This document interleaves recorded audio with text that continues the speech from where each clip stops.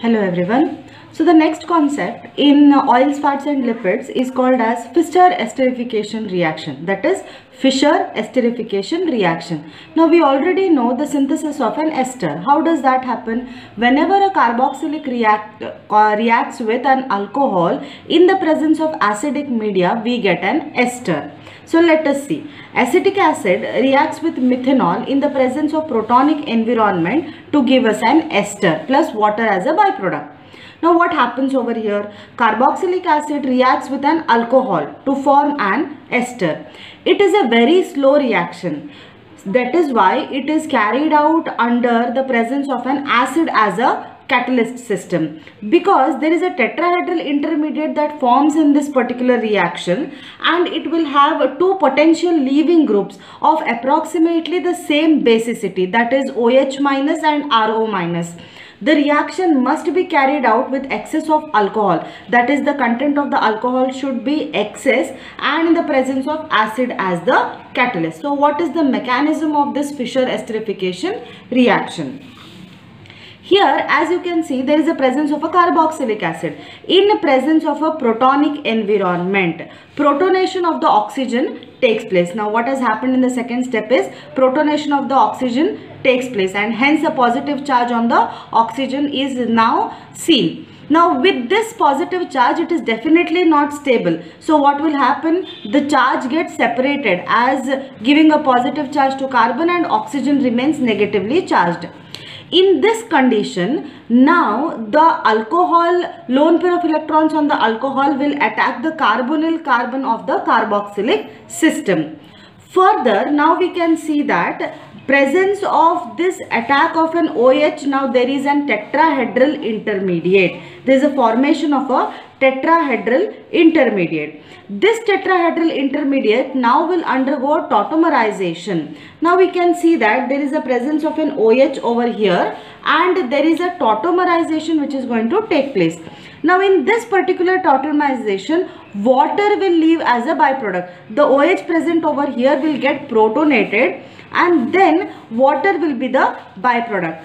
Further, these lone pair of these electrons which are attached to an OH group, now they will travel to their oxygen because they want to neutralize the positive charge on the oxygen. Further, upon the leaving of this protonic environment and the byproduct as water, we will be getting an ester. So this is the mechanism of Fischer esterification reaction. This particular tetrahedral intermediate will have two potential leaving groups, that is HOR and OH system. So we have to make sure that there is a presence of a catalytic condition so that water is going to be the byproduct, and hence this particular kind of equilibrium type of reaction. This is because both the reactions will go forward and backward in the direction. So is it not true that we also have our fatty acid system with the presence of carboxylic acid? Definitely yes. And hence because of the same system, even fatty acids will undergo a Fischer esterification reaction. Now let us see an example. EPA. Now this is eicosapentaenoic acid. There is a presence of a carboxylic group in the presence of excess of methanol and protonic environment. It is going to give me an ester with a byproduct of water. The same thing is seen with the palmitoic acid also. Presence of a carboxylic acid reacts with methanol, ethanol. It can be any kind of alcohol, but the alcohol has to be in excess quantity and in the presence of a protonic environment to get me an ester plus water as a byproduct. The same is with the stearic acid system. There is a presence of a carboxylic acid in the presence of methanol system and protonic environment. It is giving me an ester and water. So this is Fischer esterification reaction. The next concept in the system is trans-esterification. Now trans-esterification is also called as alcoholysis. Now an alcohol reacts with an ester. There is a presence of a fatty acid ester, we have already seen. Now if there is already a presence of an ester, To this ester, a new alcohol will react. In such a reaction is called as alcoholysis. Now this particular alcoholysis reaction is called as transesterification. Now if the first product was like an methanol ester, if I want to convert it into an ethanol ester, then it is called as transesterification or alcoholysis reaction. Because here one ester is converted to another ester. Let us see with an example. Now look at this. This is like a methanol ester, that is OCH3 is present. This in the presence of a protonic environment and water, it will get converted to a carboxylic acid and methanol. This is now called as alcoholysis. So what has happened is I am getting back my fatty acid or an acid, and the byproduct is now alcohol. Now methyl benzoate, for example, it is methyl benzoate. Now I just want to convert this methyl benzoate into ethyl benzoate. So instead of a methanol ester, I want to convert it into an ethanol ester. So what will happen is methyl benzoate now reacts with an ethanol system in the presence of a protonic environment to give me ethyl benzoate. This is possible because now ethanol gets replaced, your methanol gets replaced by the ethanolic system, and methanol is your byproduct. Now this particular system of converting one ester to another ester is called as transesterification. Now alcoholysis is nothing but getting generated of the fatty acid first and then getting the byproduct as a methanol. But here in the transesterification, we are converting one ester to another ester. So what may be the mechanism of this transesterification reaction? Here as we can see, there is an ester. In the presence of a water, lone pair of electrons will now attack the water molecule. What has happened here is, in the first step, protonic environment has attacked the water. So what I have got, H3O plus. Now this lone pair of electron is going to attack onto the water molecule, and in turn it will get protonated. This protonated system now will have a charge separation of positively and negatively charged species with water as a byproduct. Now the second system, that is a methanol system. Now earlier it is an ethanol ester, now I am adding a methanol alcohol to the system. Lone pair of electrons on the methanol system, that is OH, will now attack the carbonyl carbon of the first ester. It is now going to give me a tetrahedral intermediate. Now we can see here there is a presence of a tetrahedral intermediate with a positive charge on oxygen, which is definitely not stable. Now lone pair of electrons on the water will abstract this particular proton. Now this will convert water into H3O plus. Further, this is in an equilibrium reaction. I will be getting a proper kind of tetrahedral intermediate species. Now this is not I want to get. I want to get one ester into another ester. So what will happen is, again in the next step, this OET gets protonated, that is excess of a protonic environment has been added, the OET system has been protonated. This OET system which gets protonated now will act as a good leaving group, and it is going to be removed as an ethanol system. This will leave behind this kind of system which is an intermediate with a positive charge on carbon. Further, now the electrons on the which is shared between this oxygen and proton, they travel back, and then we will be getting back our carbonyl carbon system with a byproduct of ethanol. This happens in the presence of hydrolytic conditions, because now the water is going to abstract this proton, and the electrons which are attached to this particular system, that is this particular bond, will travel back, and it is going to give me a carbonyl carbon with the byproduct as H2O plus H plus. So this is the mechanism of a transesterification reaction. Now what are the examples of this transesterification reaction? Now icosapentaenoic methyl ester, now CO2CH3. If I react it with an ethanol system in the presence of protonic environment, what I have converted? I have converted a methyl ester into an ethyl ester with the byproduct of a methanol system. Palmitoic methyl ester, if I react it with an ethyl alcohol in the presence of a protonic environment, it is going to be converted into a palmitolic ethyl ester. So one ester is being converted to another ester. The next concept is called as beta oxidation reaction. Now we have already seen there are some examples like of non-drying oils. Now the example can be a coconut oil, palm oil, and they consist of a triolein. This is on exposure to light and storage, they become rancid. We have already seen the concept of rancidity also. Under the influence of microorganisms, what will happen is, if it is stored for a longer period, the oil shall decompose into glycerol and saturated and unsaturated fatty acid. Now the oil gets breakdown and then there will be certain saturated acids and certain unsaturated fatty acids. Now these unsaturated fatty acids are oxidized into byproducts like aldehydes and ketones with a fewer number of carbon atoms. Now for example, if the fatty acid is having around C15, that is 15 carbon atoms, later it may be reduced to around C14 or C13, because now one of the carbon will be completely oxidized into its respective carboxylic group, leading to an aldehydic system or a ketonic system. Now this will lead to a fewer carbon atoms in the molecule, while the saturated acid decompose under the influence of microorganism to yield ketones. If there is a presence of an unsaturated fatty acid, then they get converted to aldehydes. If there is a saturated fatty acids, they get decomposed into ketones. How does this happen? This happens because of a reaction called as beta oxidation reaction.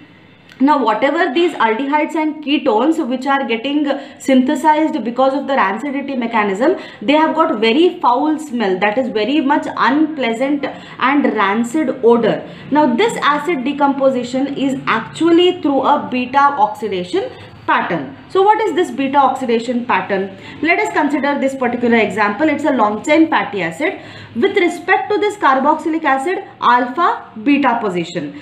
This beta position, now we can see that this is an alpha position, this is a beta position. With respect to the carboxylic group, alpha position, beta position. When it gets oxidized in the presence of a microorganisms, a beta carbon gets oxidized and then it is getting converted to a carbonyl carbon. This will remove a molecule of carbon dioxide to give me methyl amyl ketone. Now because this is a saturated system, it is getting converted to an ketonic system. Previously I have just told you that if it is a saturated system, it has to get converted to a ketone. If it is an unsaturated system, it has to undergo an aldehyde. The example that I have given here is a carboxylic acid, that is a fatty acid which is saturated. Upon beta oxidation, the beta carbonyl carbon, it will be led to a ketonic system, and then in turn there is a loss of a carbon dioxide. So one of the carbon is lost. So previously if it was 1, 2, 3, 4, 5, 6, 7, 8 carbons, later it has been converted to a 7 carbon. That means fewer carbon atoms, the ketone is being synthesized. Now this is kind of a step down reaction in which you start with one number of carbon atoms and the final product will have a less number of carbon atoms associated with it. Now this kind of example is called as beta oxidation reaction. This happens because of the rancidity mechanism and the attack of the oil by the microorganism system. Particularly, the beta position gets oxidized. There is a loss of a carbon dioxide to give me some kind of badly smelling byproducts like methyl amine ketone. So this is a beta oxidation reaction. The next concept is called as acyl group transfer reaction. Now this is an example of acyl-CoA. Now R here is a fatty acid chain and this group is called as acyl-CoA. Now what is this acyl-CoA? Acyl-CoA is actually a group of coenzymatic system involved in the metabolism of fatty acids. It is done in the mitochondria. It is a temporary compound which is getting formed in the body. Now what are these coenzymes? They always help in the metabolism of the fatty acids. Now what exactly is this? They are involved in the metabolism of the fatty acid. It is a temporary compound that gets formed. How does that happen? Because this acyl-CoA enzyme attaches to the end of the long chain of the fatty acid inside the living cells. Now this compound will further undergo a beta oxidation reaction, forming one or more molecules of acetyl-CoA or acyl-CoA. This in turn enters the citric acid cycle, eventually forming several molecules of ATP. Now these acyl-CoA enzymes are related to a mitochondria system where there is a release of the energy molecules which are said to be ATP system. How does this happen? On the long chain fatty acid system, these acyl-CoA enzyme, they go and attach and further beta oxidation takes place. Just now we have discussed what is a beta oxidation system. With the help of this beta oxidation system, one or more molecules, they are undergoing an beta oxidation system and more number of acyl-CoA system is being generated. This acyl-CoA system which gets generated now further will enter a citric acid cycle which will eventually give me various number of ATP molecules which are sources of energy. This is how fatty acids, lipids, they act as a source of energy by the presence of this acyl-CoA enzymes and the mechanism which is carried out through a beta oxidation reaction. This is how the fatty acids, they act as the sources of energy. The next concept is called as cetane number. This falls under the category of analytical values. Now we try to understand various types of analytical values for oils, fats and lipids, but this is one of the number through which we understand that how much a particular gas is having some kind of energy or how much is the time lapse taken by that kind of oil to get ignited. Now what is this cetane number? Generally this is denoted as Cn. It is an indicator of the combustion speed of a diesel fuel. Now this is going to give us the combustion speed of the diesel fuel. It is an inverse similar octane rating for gasoline. Now for example, for the petrol system, there is an octane rating which is given. For the diesel fuel system, this is the cetane number that is given. So what is a diesel? Diesel itself is coming from an oil, and hence when we say that I want to understand what is the speed of combustion of a particular diesel, we will be looking for a cetane number. Now this is a very important factor because it is going to help in the determining of the quality of the fuel. Now this also includes the energy content, its density, what is the lubricity, how is the cold flow properties and sulfur content.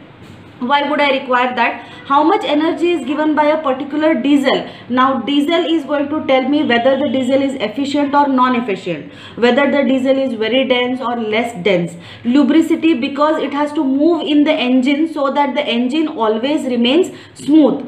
If it has to move in a very cold condition, so the diesel has to survive in very cold conditions. So cetane number also speaks about the cold flow properties and the content of sulfur. Now this sulfur content helps in the lubricities of the system and also it helps in the quality of the diesel fuel. So what is this Cn? It is an inverse function of fuel's ignition delay and the time period between the start of injection and the first identifiable pressure increase during the combustion of the fuel. So what is happening is, once you introduce the fuel in the engine, what is the time lapse that is taken after the injection and the first identifiable pressure which gets increased during the combustion of the fuel. So cetane number is nothing but it is going to give me a complete time lapse after adding the fuel and the first ignition of the system.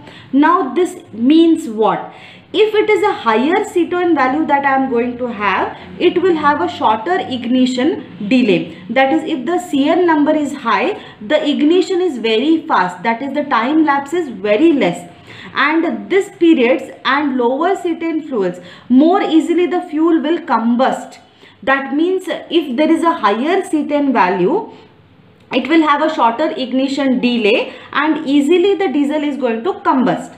Now C10 numbers are only used for relatively light distillate diesel oils, because this cannot be given for a long, very long chain system. Very small systems it has been utilized. Now diesel engines operate well with the C10 number from 40 to 45. Now this is an ideal C10 number through which it can be calculated that a particular engine can run properly. So what does this mean? Higher the C10 value, I can easily combust the diesel. So what is that C10 value? Ideal number will be between 40 to 45. So what is this chemical relevance? What exactly is the C10? C10 is nothing but hexadecane, the molecular formula being C16H34. Now this is nothing but, this is an unbranched alkane. It is also a saturated hydrocarbon chain with no cycles. That is, there is no presence of any kind of ringed system. C10 ignites very easily under the compression. So it was assigned a C10 number of 100. So in comparison to this hexadecane, all the other diesels are being given their particular C10 value, whether they are being saturated system or unsaturated system. So how do they measure the C10 number?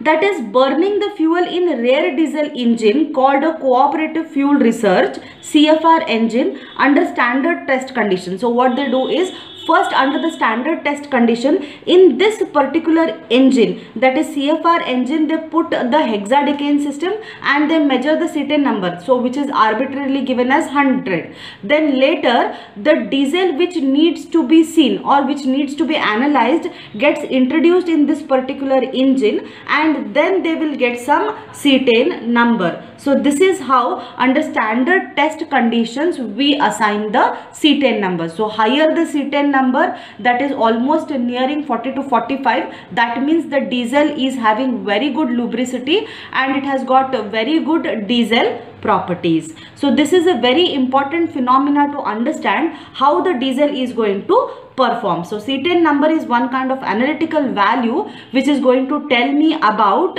the diesel performance. So the next concept is called as lipid emulsion. Now if we have to give any kind of intravenous injections, it is generally an emulsion that is used so that to the human intravenous use we can send some kind of phospholipid system, we have to send some medicine, we want to send some anesthetic drugs. So it can be introduced by mixing with a system called as lipid emulsion. Now this is very important in a medicinal use. So what is this intralipid? Intralipid is something where this is an example of a lipid emulsion. So the components of such intralipid is, it is an emulsion of soybean oil, egg phospholipids and glycerine, which is available in 10, 20 and 30% concentration. Generally this 30% concentration is not being used because that has not been proved for very fit for a medical use, but 10-20% of this intralipid has been used for various intravenous injections. So let us see what are the medical uses of this particular intralipid. It provides essential fatty acids, example linoleic acid and omega-3 fatty acids could be injected in the body through by mixing it with the intralipid and giving an injection in a intravenous system. It is effective in treating experimental methods of severe cardiotoxicity from intravenous overdose of local anesthetic drugs. Now, if the anesthesia that is being given and it has exceeded a certain standard, so that now there should not be any kind of cardiotoxicity, what they do is they always treat by adding this intralipid into the intravenous system so that this anesthetic drug they do not have any further damage to the body.